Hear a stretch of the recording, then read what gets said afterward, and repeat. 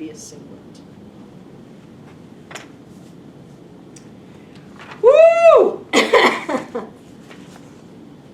All right. Hopefully you're not completely lost by now. Let's go ahead and look at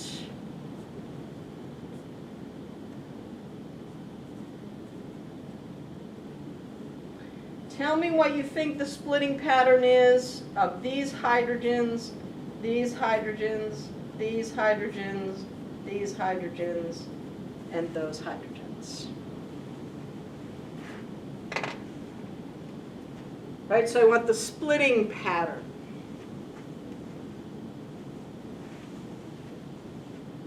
Pause it.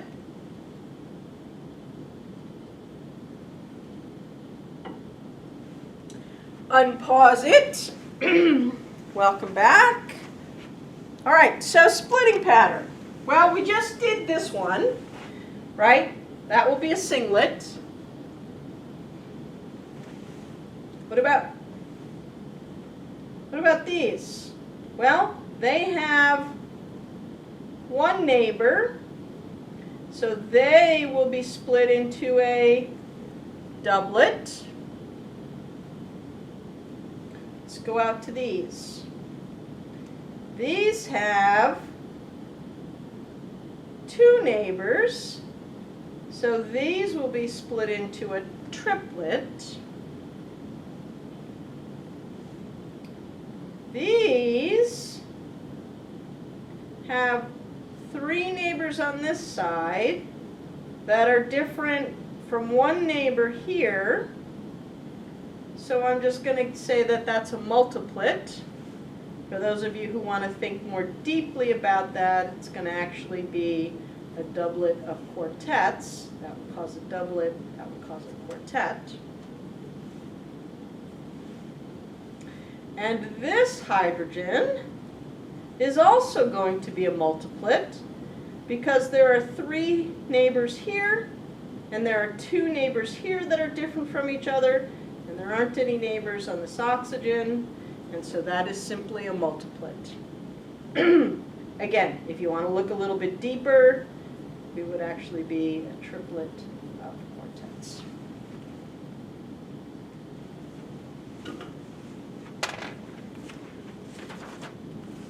All right, let's do a couple of practice.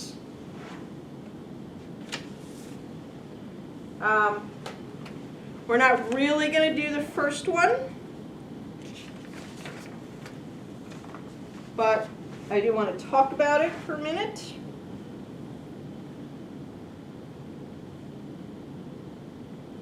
And all I really want to talk about is that hopefully you can see this is a nice triplet. Sometimes the peaks are not, these outer peaks are not exactly the same size as each other, but you can see it's got a nice pattern to it. That's a triplet. This has a pretty nice pattern. I'd probably just call it a multiplet because it's more than 4. That looks like a quartet to me. That clearly looks like a multiplet to me. And then the interesting question is right here, right? And this is where I want you to think about the J value. Remember, if you have a triplet, the distance between these two peaks has to be the same as the distance between these two peaks, right? That coupling has to be the same. And when I look at this, I see a big gap between these two and a little gap between those two. And so when I look at this pattern, I would not call this a triplet because it's not a triplet. Right? It turns out to be two peaks that are overlapping each other. And you happen to only see 3, but they're clearly not in a nice, clean, structural pattern. And so don't be fooled by calling this a triplet. It is certainly not a triplet. Right? And that's where your J values, that's where your distances can really tell you that something's not quite right with that pattern. We're not going to interpret this. It turns out that this is 2 overlapping patterns. But I just use that as an example of what's not a triplet. So let's look at the second one, right? The middle example. All right, so it is this alkyne, right? And you can see that it's symmetrical. So because it's symmetrical, these two are the same, these two are the same, and those two are the same, right? And so I'm only going to see 3 different types of hydrogens, 1, 2, and 3. Those are my 3 types. And again, when I look at it, this looks like a triplet, a multiplet, and a triplet to me. And what you see here, these numbers, 3 hydrogen, 2 hydrogen, 2 hydrogen, those are actually integration values, right? Every place you take spectra from often do things differently. And so in this case, they've just printed what the integration is. So they're telling you that this is a CH2, and this is a CH2, and this is a CH3. That's what these integration values tell you. And so all I'm asking you to do is to tell me, if I were to label these hydrogens A, and these hydrogens B, and these hydrogens C, go ahead and tell me A, B, C, which one is which.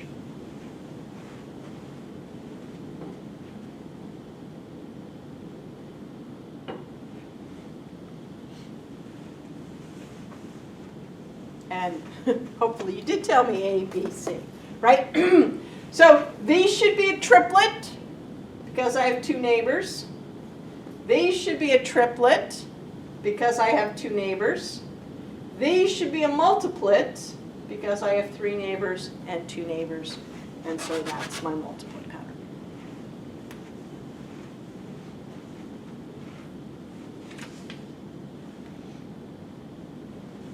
Okay. What's here? All right.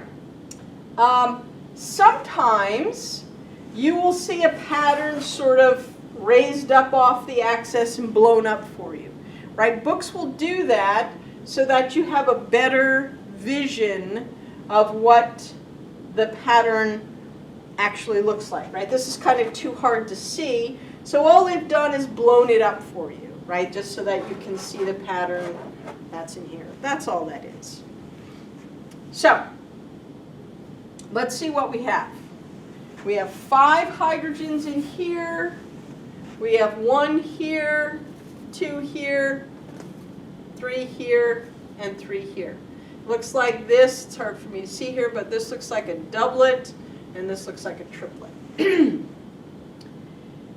Okay, so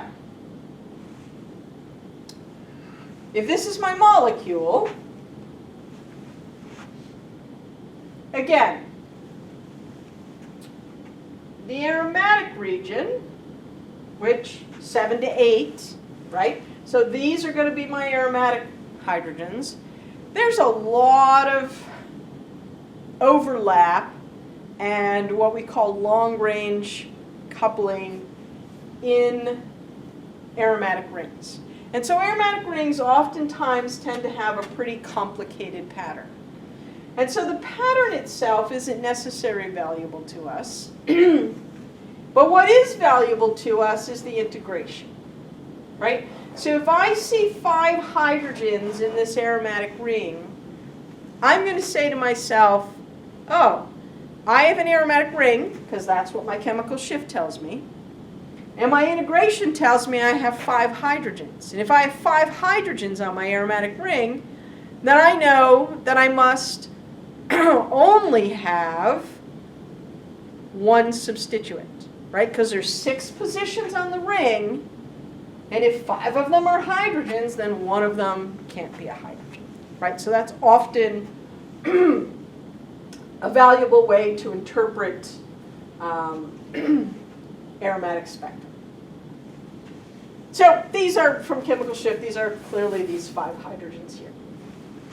And so now the question becomes, integration helps you right away. 1 hydrogen, well, there's only 1 place where there's 1 hydrogen, so that 1 hydrogen has to be here. I don't even have to worry about splitting patterns. There's only 1 place where I have a CH2, and that's right here. So that CH2 has to be these hydrogens. And so the question becomes, which one of these methyl groups is here? Right, I have two methyls, they integrate to CH3s, right? Which one is which? Well, the way I know that is from the splitting pattern. So if I'm this hydrogen, I have one neighbor. And if I have one neighbor, then n plus 1 is 2. So I would be split into a doublet, which means that this methyl group are these hydrogens, because they're a doublet. And if I'm this methyl group, I have two neighbors. And two neighbors plus 1 gives me 3 would tell me that I am a triplet. So then I go over here, and I see this is a triplet for 3 hydrogens. And I know that this peak represents that methyl. Right, so sometimes when I solve it, I can use chemical shift to help me figure things out. Sometimes I use integration. And then sometimes I have to resort to splitting patterns, right? So you have to sort of use all of the pieces and your molecular formula to figure things out, right? It's just like a big puzzle when you put this stuff together.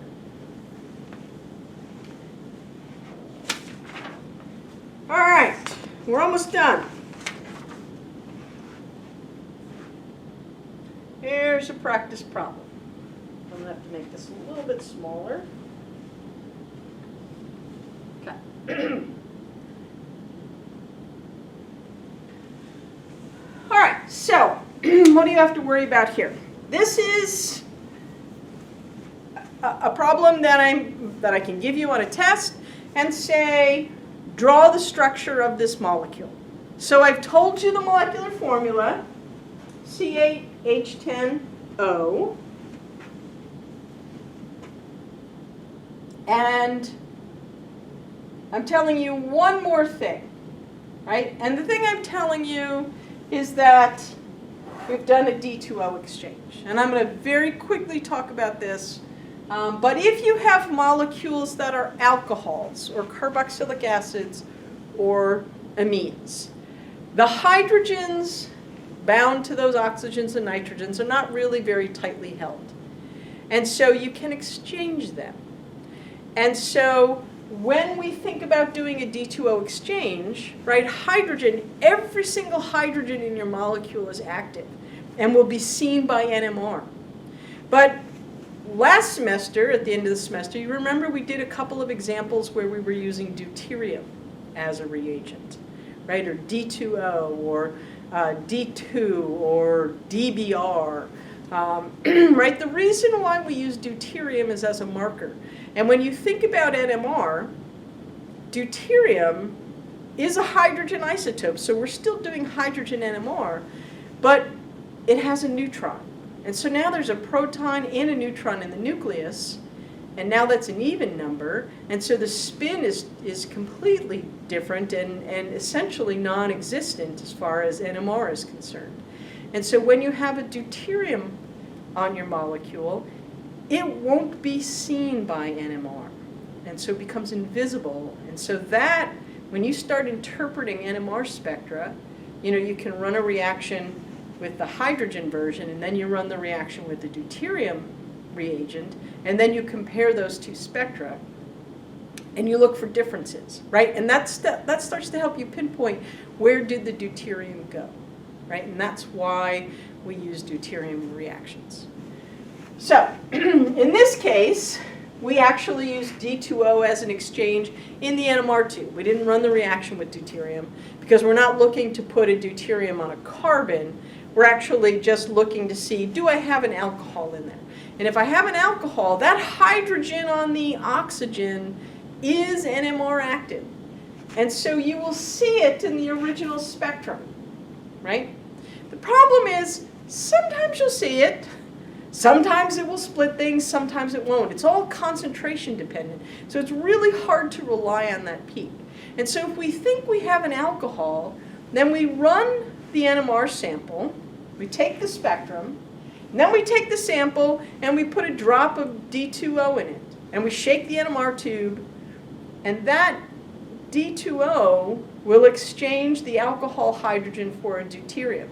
And once it's a deuterium, then it won't show up in the NMR. So then we run another spectrum, and this is what we get. And you can see that everything else is the same, but this peak is now gone. And so that tells you that this peak is an OH, and that's the H from the alcohol. So now you know you have an alcohol in your molecule, and you know that it's right here, and you know that that integration height is 1 hydrogen. So I'm going to use that information of 1 to tell you that this is also 1. This integrates to 5, and this integrates to 3. And so you have 5 hydrogens, 1 hydrogen. This looks like a 5 hydrogen multiplet mess out here. This looks like 1 hydrogen quartet. This looks like a 3 hydrogen doublet. And this is an OH. And so you now have to put this molecule together, right? You have the formula C8H10O. Well, you know the O is an alcohol. Right? So what can the carbons be?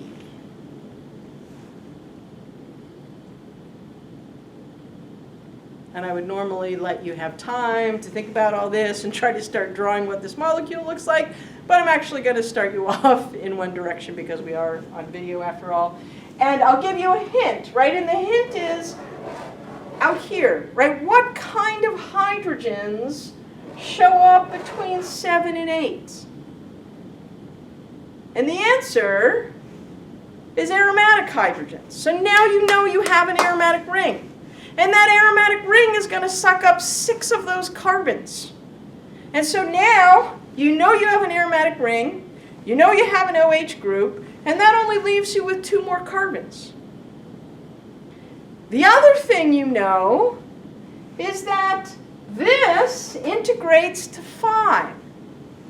And since it integrates to 5, that means that your aromatic ring only has 1 substituent. Only 1. So now, pause the video and try to put this molecule together. Think about your integrations. Think about your splitting patterns. Go from there. Pause.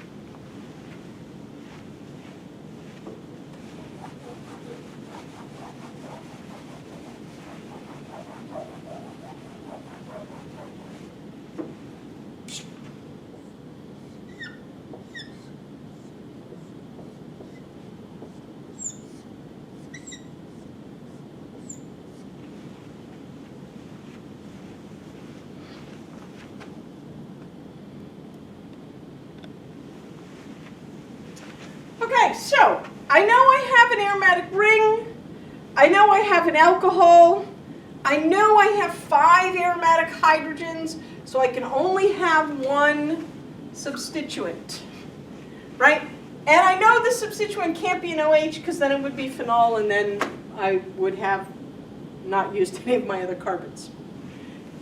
So my 2 carbons can go there. And now the question becomes, where does the OH go, right? And there's only 2 choices. The OH can either go here on this carbon or the OH can go on that carbon. I don't know which one. I just know that those are the only 2 choices. And I know those are the only 2 choices because I have 5 aromatic hydrogens, so it can't go out here, and so it's either there or it's there. And now you don't even have to use splitting patterns to figure this out, Because remember, when you look at your spectrum, I'll really give you a close-up of myself, but when you look at your spectrum, this integrates to 1 hydrogen, and this integrates to 3 hydrogens. And so you need a pattern where you're going to have 1 hydrogen and 3 hydrogens. And so if you look at these two choices, right, here I have 1 hydrogen, and here I have 3 hydrogen. So this molecule, without even looking at splitting patterns, this molecule fits my integration values. If it were this molecule, I would need to integrate to 2 and 2. And that's not what I have there. So I automatically know it can't be this.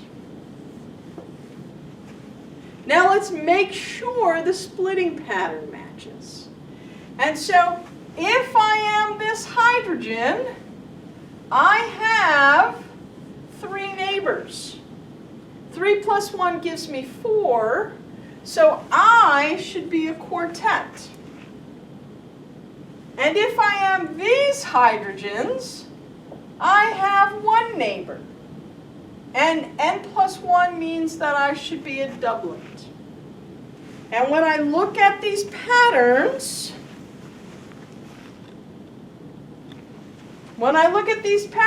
I have a 1 hydrogen quartet, and I have a 3 hydrogen doublet. Right, so my splitting patterns match, my integration values match.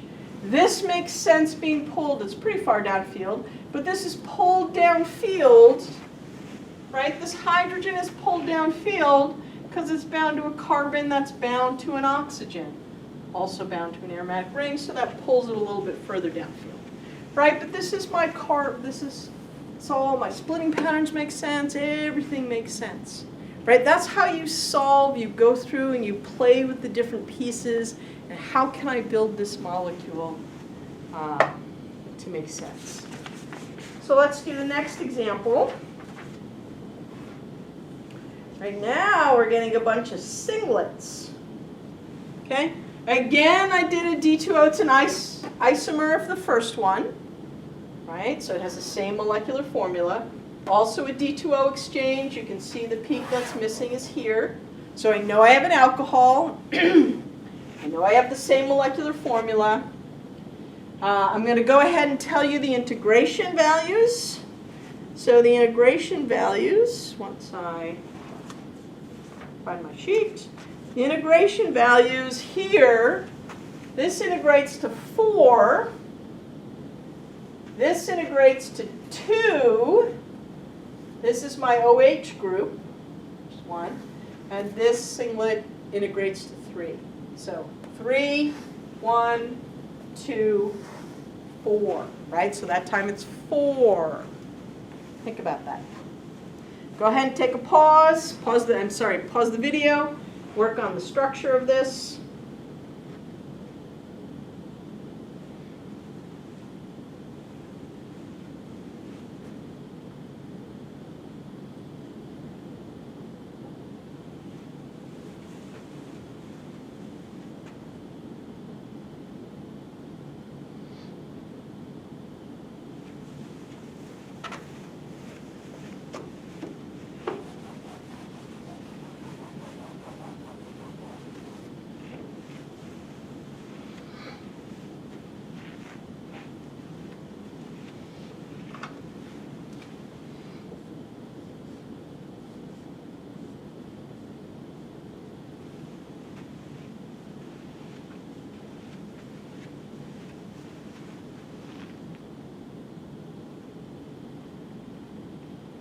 All right, welcome back. So again, because you have peaks between 7 and 8 and sort of a non-committal pattern, that tells me, 7 to 8 tells me I have a aromatic ring. So I know I have an aromatic ring. But this time, the integration is 4. And because the integration is 4, I know I have 2 substituents. right? I don't know where the substituents are, but I know I have 2. Right? So what else do I know? I know I have an OH group, so let's go ahead and make one of them an OH group, because we don't know, right? We don't know. So one of them could be an OH group. And then what do I have left for my molecular formula? C8H10O. I have 2 carbons left. And so I know I can only have 2 substituents on my aromatic ring. So, and I'm not going to worry about ortho, meta, para here. I'm just going to put them on there. Right? So that fits my molecular formula, fits my aromatic ring. Integration, I know I have an alcohol. But what else do I know? I know that I have 2 hydrogens and 3 hydrogens, right? My integrations are 2 and 3. Well, this integrates to 2, and this integrates to 3. Woo! So far, so good. Tell me about the splitting pattern. If I'm these 2 hydrogens, what is my splitting pattern? My splitting pattern would be a quartet, because I have 3 neighbors. I don't have any neighbors here. I have 3 neighbors here. So I would expect to see a quartet, and then in this case, I have 2 neighbors. I would expect to see a triplet, and I certainly do not see quartets and triplets in this spectra. I just see singlets. Right? So though all the other pieces matched, the splitting pattern doesn't match, and so that tells me this can't possibly be my molecule. So away that goes. So what are my other choices? Well, what if my 2 carbons aren't connected to each other, but they're separate from each other? I still have 4 aromatic hydrogens. I've used my 2 carbons. What I still have to use now is my OH, right? And, you know, I'm just going to put it there. It doesn't matter because the symmetry of this doesn't matter which one you put it on. Let's say we put it there. 4 hydrogen aromatic, 1 hydrogen here, 2 hydrogens here, 3 hydrogens here. So far, I've again matched my integration of 2 and 3. What would the splitting pattern of these hydrogens be? Well, I don't have any hydrogens here, so that would be a singlet. And here, I don't have any hydrogens here. We're not going to worry about that hydrogen. And so that would also be a singlet. And so now, I match integration. I match splitting patterns because I have 2 singlets.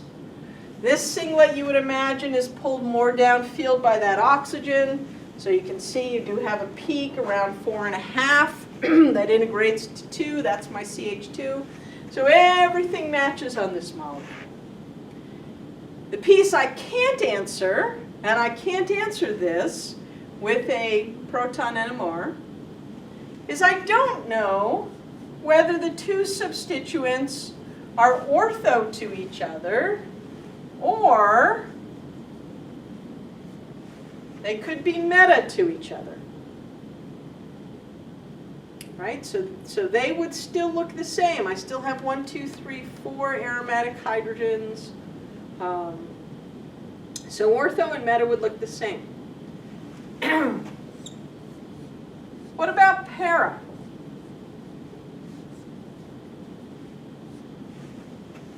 Could it also be para? Well, the truth is that integration-wise, it could be para. And that would still be a singlet, and that would still be a singlet. But para actually gives you a really nice splitting pattern. Ortho-meta, not so much, right? That's kind of not very attractive. Para, right, was something we call para-splitting, right? And para, right, because this hydrogen and this hydrogen right? There's no plane of symmetry here. There's a plane of symmetry here, but that just means that's the same as that, right? But when you have para substitution, you actually get this hydrogen split by that to a doublet, this hydrogen split by that into a doublet. So you actually get a doublet and a doublet, right? It's a really nice pattern of 2 doublets, 7, 8, right? So when you're in the aromatic region and you see 2 doublets, and again, because of the symmetry here, this hydrogen is the same as that hydrogen. So this integrates to 2 hydrogen, that integrates to 2 hydrogen. And so because of that, you know you have pair splitting. You might not know what this group is and what this group is, but you know how they are aligned on your aromatic ring. Right? That is pair splitting. All right, I'm not going to do the third problem that you have right there. You can go ahead and do that one on your own. But I am going to talk about your assignment. Let's get you back to board.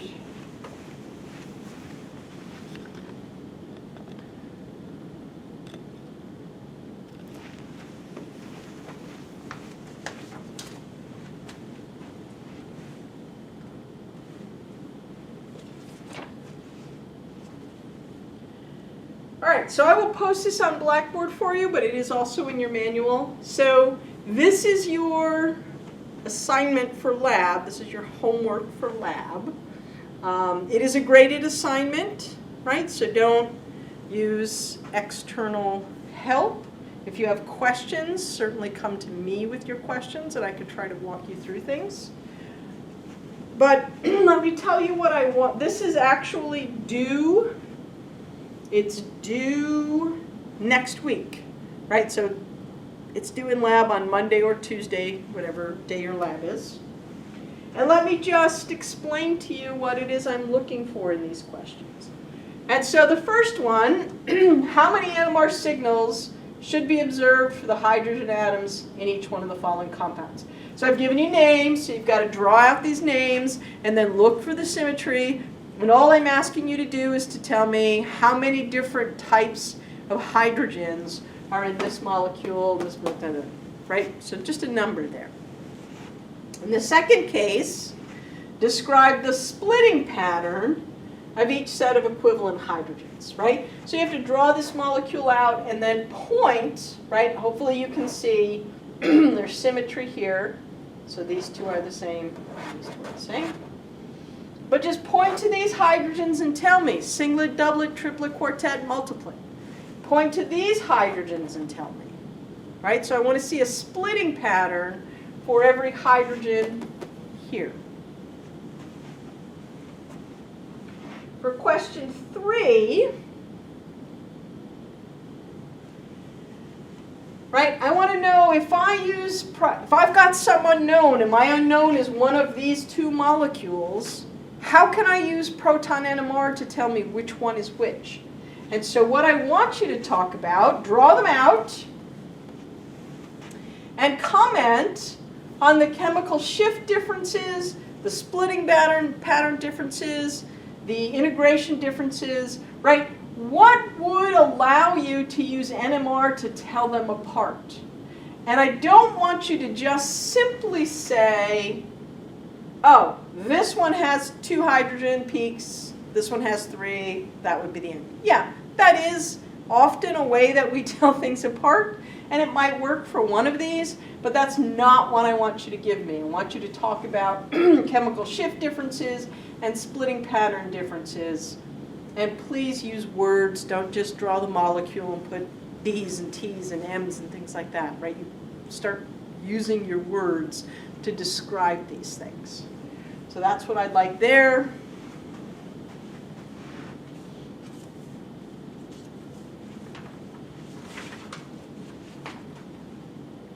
For question 4, I give you 3 different spectra. I want you to just tell me, first of all, which compound is associated with which spectrum, right? So I don't know the answer, but say this one is here, right? So then, if you tell me that compound A is number 1, then I want you to draw, well, you can either redraw number 1, or you can just put A, B, C next to the different types. If I looked at this molecule, I'd say there were 3 different types of hydrogens, 1, 2, and 3, or A, B, and C. And then once you've labeled them on your molecule, go ahead and label them on your spectrum. Right? Which one of these is A, which one of these is B, which one of these is C. Okay? And of course, you can't do that until you've determined which molecule belongs to which spectrum. And then the last question, right, to have you practice a little bit of IR. I gave you a molecular formula, similar to what we've just been doing. Gave you a molecular formula. I gave you an IR, so you can go think about IR spectra again. And I've given you a proton NMR. So you can see the chemical shift, you can see the splitting patterns, you can see the integration values. And what I want to be clear about here, because sometimes some of these look fuzzy, it turns out that this, which integrates to 2 hydrogens, is truly a doublet, and this is also a doublet. So you have 2 different doublets here. I know they look pinched together, but they are 2 doublets.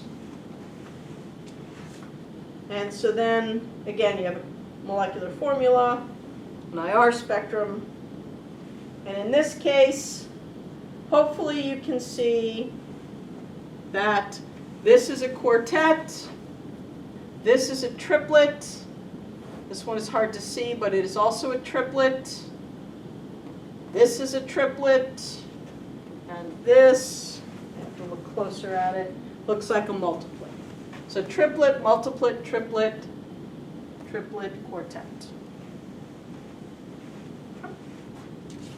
All right, so that is due, and that is a solo assignment, so you wouldn't do it with your lab partners. That is due on next time you come to lab. So that will be either what day is it? Next Monday or next Tuesday. All right, so good luck. NMR takes some practice. And so it's, again, it's much more valuable than carbon NMR, and therefore it's a little bit more complicated, but it's not horrifically complicated. And once you just remember how to work with your splitting patterns, and remembering that your splitting patterns talk about your neighbors and not yourself, that really helps you put the molecule together.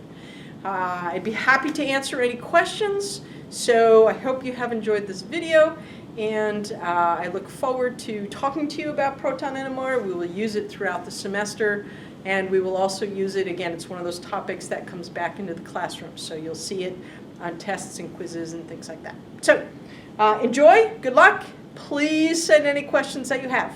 See ya.